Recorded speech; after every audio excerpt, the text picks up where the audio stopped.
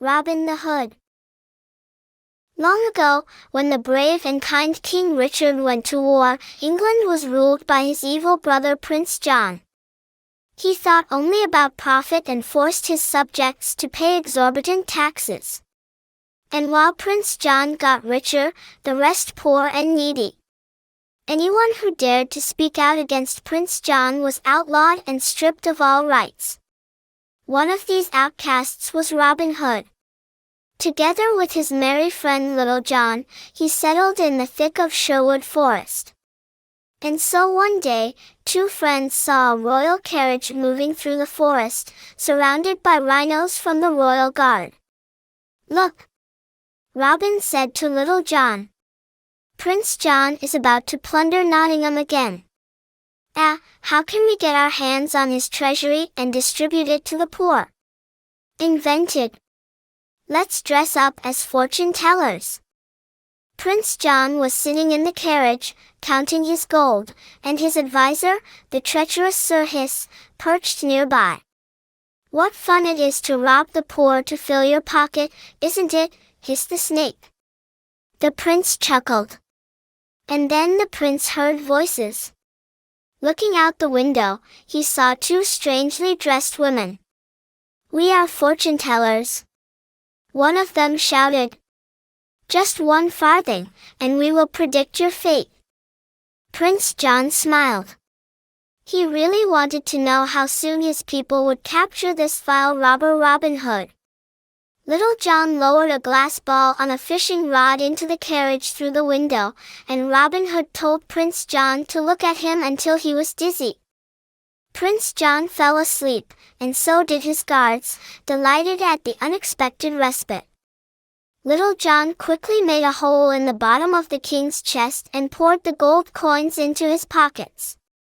Meanwhile, in the carriage, Robin Hood grabbed bags of gold and carefully removed the royal robe from Prince John's shoulders. When he came to, Robin Hood and Little John were already running as fast as they could. "Guard! For help! I got robbed!" the prince shouted. But it was too late. Prince John knew that Robin Hood would give away all his money to the poor of Nottingham, and sent a tax collector, his spy, the evil sheriff of Nottingham, into the village.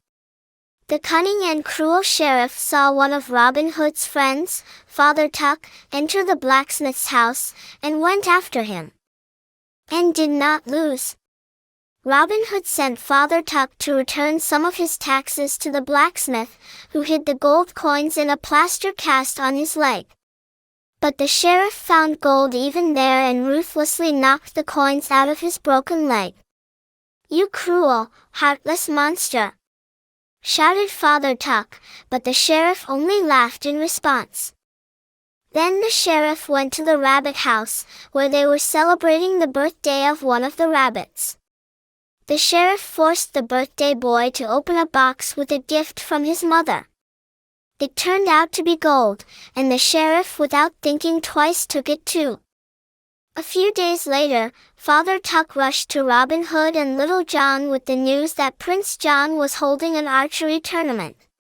Prize for the winner, golden arrow. And the charming maiden Marian will hand it over. Of course Robin couldn't resist. The fact is that Robin and Marian were engaged even before Prince John outlawed Robin. On the day of the tournament, Prince John and Sir Hiss sat next to Maid Marian and her lady-in-waiting in the royal box, waiting to begin. Prince John and Sir Hiss were whispering excitedly. They knew that Robin Hood was the best archer in England and that he could not miss the tournament. And to catch it is a matter of technology. Both Prince and Sir Hiss were right. Hiding in the bushes, Robin Hood disguised himself as a raven, and Little John as an old and rich lord. The archery tournament has begun. Robin Hood in fancy dress shifted impatiently from foot to foot, waiting for his turn. He knew that he could easily deal with most opponents. But the sheriff was also a good archer and hit the very center of the target. Raven politely congratulated him. Then it was Robin's turn. With a magnificent shot, he split the sheriff's arrow in half and won the competition.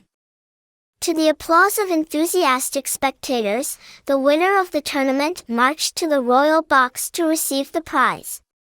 When Maid Marian leaned over to kiss the winner, she recognized Robin Hood's raven under the fancy dress.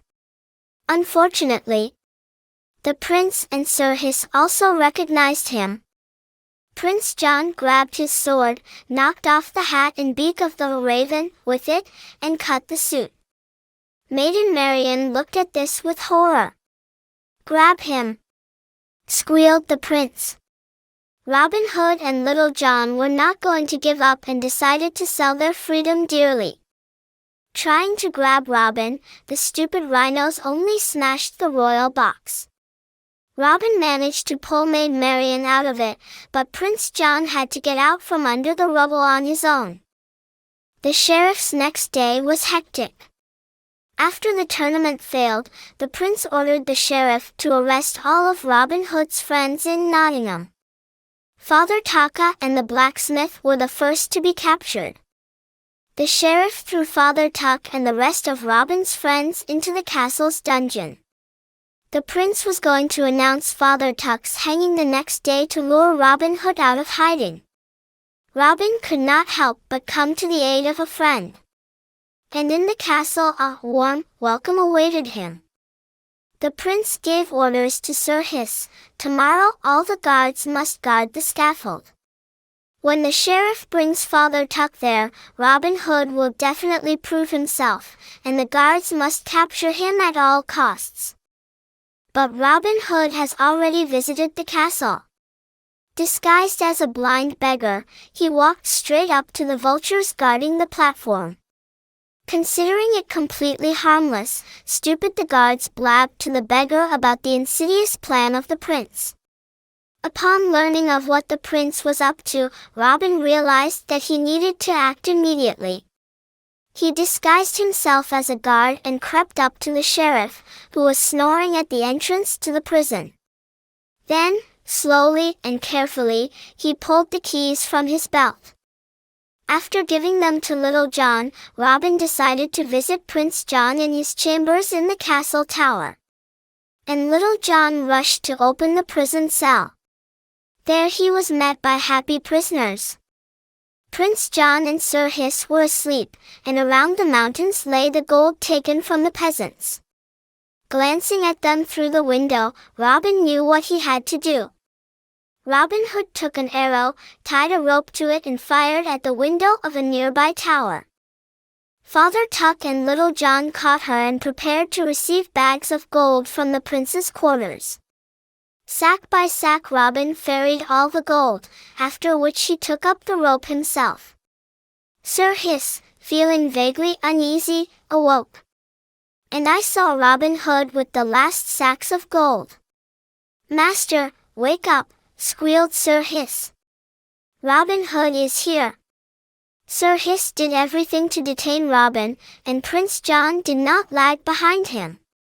But the knight was smarter, quicker, and slipped down the rope. Meanwhile, the rhinoceros guard woke up and began to rush along the corridors of the castle to save the prince from an unknown danger. They were in such a hurry to help him that they barely managed to slow down and almost trampled him. A new danger has stood in Robin's way, the sheriff. He tried to get the daredevil with a torch, but missed and only started a fire.